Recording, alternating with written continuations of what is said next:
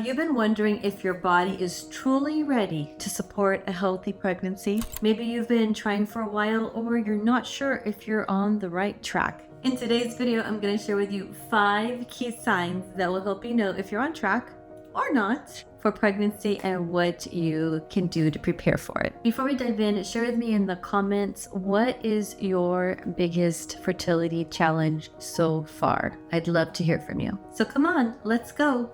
And welcome to the Fertility Godmother Show, where we talk about all things fertility.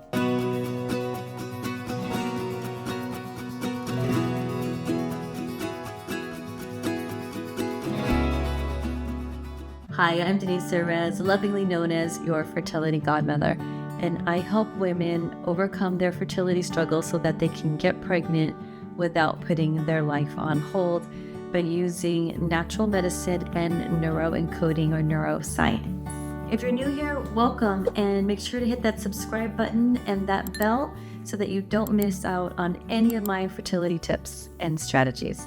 So let's dive in. The first sign, the most important sign about your fertility readiness, is taking a look at your menstrual cycle. In order to have a healthy menstrual cycle, it needs to be around 26, 30 days at the most, ideally like around 28 to 30. You can even go as far as actually 32 days, but ideally it should be around 28, 30 plus or minus. If it's less than 26, then your menstrual cycle is too short, and you can have a harder time getting pregnant, and you can add a higher risk of miscarriage. And the same goes for if your cycle is too long, then you can also have a higher chance of miscarriage. And so there's various reasons for that. And this is in general. There are plenty of bystanders, if you will, that have gotten pregnant on short cycles and gotten pregnant on longer cycles and had healthy babies. This is just for most women in general. And when you're struggling, this is something that we like to correct and try to improve to make sure that you're having a healthy period.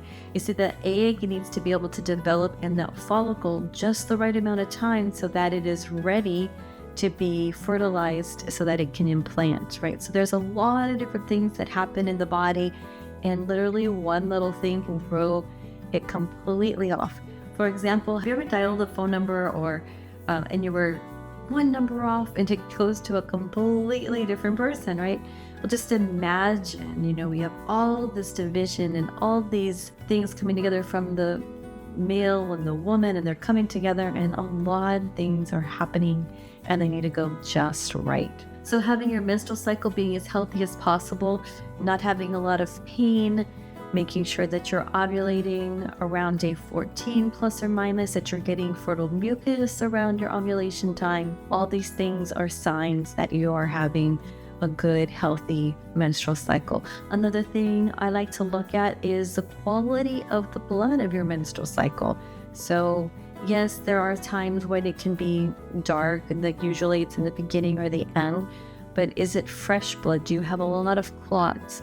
Like, what is the quality and the color of your blood? It's actually really important because it gives us a sign about what needs to happen. Do we need to have more nutrition? Do we need to have more circulation? Do we need to have more oxygenation? Do we need to balance your hormones? So tracking your basal body temperature is really helpful in understanding your menstrual cycle. So you can do this by using an app or just using a chart. I like to look at them and looking at the whole pattern of what your menstrual cycle is from cycle day 1, which is the first day of your bleed, till your next cycle day 1, which is your next cycle of bleed, right? You can track when you're spotting, if you have any pain, if you have any headaches, if you have tiredness. You can also track when your ovulation is. And one thing I remember, this is something really important, why I love looking at basal body temperature charts. I remember Shannon, when she was trying to get pregnant naturally, and she was trying for over a year, and we were doing her BBT chart, her basal body temperature chart, and we realized that her fertile mucus was not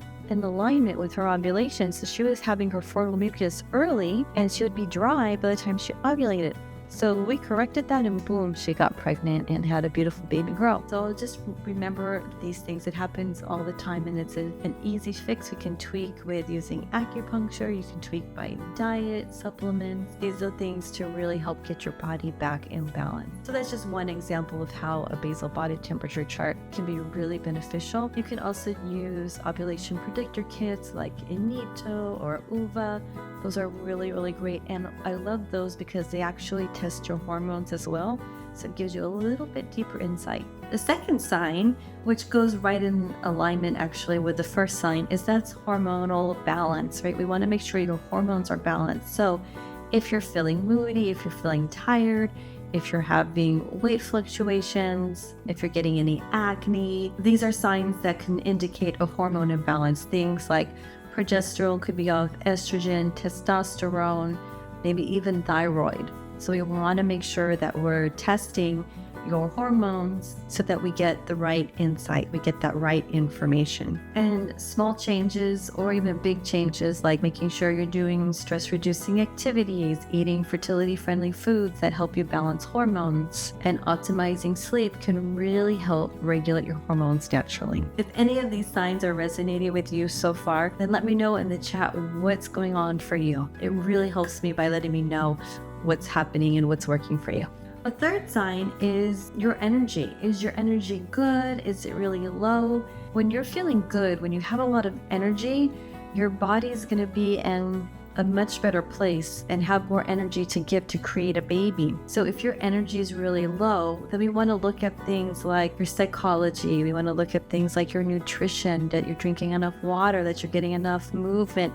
All these things really impact our energy. So that's a sign that there's something off, and we want to take a look at those things and make sure that those are all optimal so that you can improve your energy, right? It also gives me clues of like gut health, and are you sleeping properly, and not all those things, are you eliminating properly? But those are some things that can really be helpful. And the fourth sign is making sure that you are managing your emotional stress, that you are emotionally ready. Stress can be one of those silent barriers to conception. If you're feeling constantly stressed and you're not getting that recovery time, your body may think that it's in that fight or flight mode all the time. We call it low levels of stress. It can impact things like inflammation, ovulation, hormonal imbalance, implantation. Those things can actually play a huge part. It can also impact male sperm as well. There's a lot of studies that show that stress absolutely can impact your fertility for both men and women. So having the right tools to manage stress, to take a pivot where you can, to implement the things that add you joy are going to make a huge difference for you. And the fifth sign is making sure you have a healthy uterus, that you have a receptive, healthy uterine lining. It's nice and thick, it's getting good blood flow, it's getting good oxygenation, and we can tell that by your menstrual cycle. One way is, like, are you getting really fresh blood? Are you getting a lot of clots? Are you getting a lot of pain, right? Making sure as well that you had some tests done, making sure that you don't have any fibroids or any polyps or, possibly endometriosis. Making sure that you have a good microbiome in the vaginal area is actually really important to not only your fertility, but also having a healthy pregnancy. So these are some things that we want to look at when we are creating a healthy uterine environment as well. If you would like more information about fertility foods, check out this video here. If you would like more information about managing stress, you can check out this video here. And if you are ready for some extra support, I do one-on-one coaching, I have for group coaching programs, and I have a Get Pregnant Method course that can really benefit you so that you can get the support you need and know exactly what you need to do so that you can get pregnant, stay pregnant,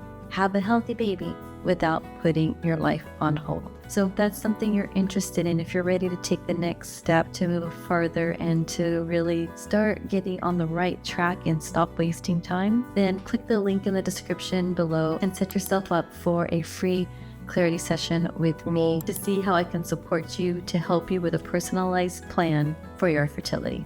Don't forget to like and subscribe this video and comment below and let me know what resonated most with you. Until next time, I'm Denise Hervez, your fertility godmother, wishing you a healthy, happy pregnancy.